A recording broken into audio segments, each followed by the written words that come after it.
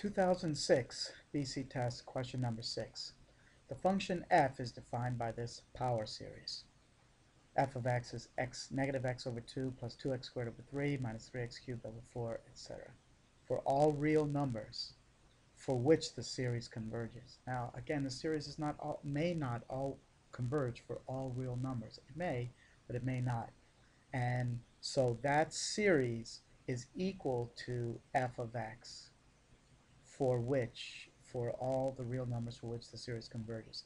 And then secondly, we have this function g that is defined by the power series. G of x is 1 minus x over 2 factorial plus x squared over 4 factorial minus x cubed over 6 factorial, etc. For all real numbers x for which the series converges. Now, what we want to do is, first of all, find the interval of convergence of the power series for f. So we're only working with f now. Don't be confused between f and g. We just have these two functions defined by two power series, and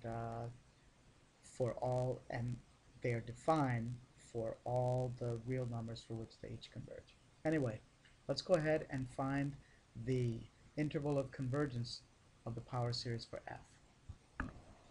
Now there's two ways that we find an interval of convergence. And the first one is that if it's a geometric series, then the series will converge whenever the absolute value of r is less than 1. And I think we can see for f here that we do not have a geometric series. The denominator is going 2 to 3 to 4, etc. The numerator is going 1 to 2 to 3. So even though the powers of x may be considered to be geometric, but because of the coefficients there, it's not a geometric series. So we can't use the geometric series convergence test. And the ratio test tells us that if when the limit as n goes to infinity of the absolute value of the n plus first term over the nth term is less than 1, then the series will converge. And so we'll have to use the ratio test in this case. Now, one thing about the ratio test is, since we're talking about absolute values, we never have to worry about the negative or the factor that causes the series to alternate. For example, those pieces, because we're going to take the absolute value in the n, those pieces basically become inconsequential. So for the n plus first term, in the numerator we're going to have n plus 1 times x to the n plus 1. And then in the denominator, we're going to replace n with n plus 1, so we'll have n plus 1, which would be n plus 2. And instead of dividing this big term, this big fraction, by the nth term, I'm simply going to take the reciprocal of the nth term and multiply. And I'm going to do that in one step to save the time and the extra writing. So the reciprocal of the nth term is n plus 1 in the numerator, and n times x to the nth in the denominator. Okay, and then we're ready to begin to evaluate. Well, simplifying this a little bit, my numerator, basically I have n plus 1 squared. I have an n plus 1 in each of those different expressions here. And in my denominator, I have n times n plus 2 times x to the n.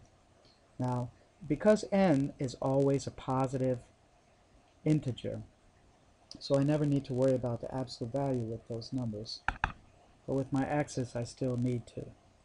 Now, I'm looking for the limit as n goes to infinity of n plus 1 times n plus 1, which is n squared plus 2n plus 1 over n squared plus 2n. And this goes back to our work with limits at infinity. That whole thing is just going to be 1. Because the numerator and the denominator are the same degree, and the coefficients of the leading term is 1. Finally, looking at x to the n plus 1, if you consider n is 3, for example, then the numerator would be x to the 4th over x to the 3rd, and so that's just going to be x, absolute value of x. So the final result of that limit is absolute value of x, and that will converge when that is less than 1. Now, you might be tempted to think that you're done at this point. When we use the ratio test, we must always test the endpoints. You always have to check the endpoints using one of the convergence tests. And we'll do that in the next video.